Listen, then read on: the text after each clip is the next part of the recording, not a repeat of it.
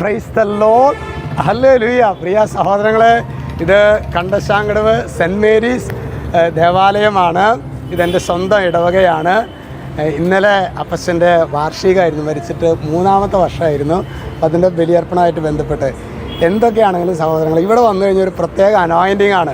അത് ഫൊറോന പള്ളി ആയതുകൊണ്ടല്ല, ശരിക്കും ഇവിടെ കുഞ്ഞുനാൾ മുതൽ നമ്മൾ പ്രാർത്ഥിച്ച് ബലിയർപ്പിച്ച് പട്ടം സ്വീകരിച്ച ദേവാലയമല്ലേ. അപ്പോൾ ഒരു വൈകാരികമായൊരു അടുപ്പം ഈ ദേവാലയവുമായിട്ട് ഉണ്ട് എന്ന് പറയുന്നതിൽ എനിക്ക് അതിയായ സന്തോഷമുണ്ട്. ഹല്ലേലൂയ. ഇന്ന് നോക്കിയേ, നമുക്ക് നാളെയാണ് കേട്ടോ നമ്മളുടെ 1 ഡേ ശുശ്രൂഷ. ഒരു സമ്പൂർണ്ണ ജപമാല ചൊല്ലിയിട്ട് വേണം, ഇനി കൂടുതൽ ആവർത്തിക്കേണ്ട കാര്യമില്ലല്ലോ.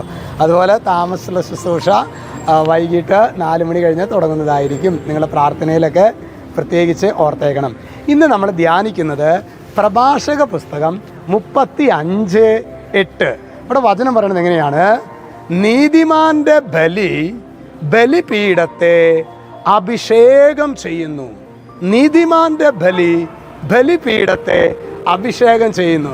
പ്രിയ സഹോദരങ്ങളെ, നാം ഓരോരുത്തരുടെയും കോള് അത് വിശുദ്ധിയിലേക്കുള്ള കോളാണ്.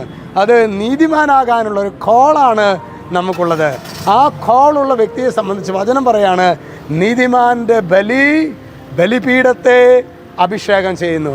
ഓ ദൈവത്തിൻ്റെ പരിശുദ്ധാത്മാവേ, ഈ സെൻറ്റ് മേരീസ് ദേവാലയത്തിൽ വന്ന് ഞങ്ങൾ പ്രാർത്ഥിക്കുമ്പോൾ സ്വർഗത്തിൻ്റെ അഭിഷേകങ്ങൾ ഞങ്ങളുടെ ബലി സ്വീകരിക്കത്തക്ക വിധത്തിൽ വിശുദ്ധി, കൃപ, അഭിഷേകം ഞങ്ങൾക്ക് നൽകണമേ എന്ന് നമുക്ക് പ്രാർത്ഥിക്കാം.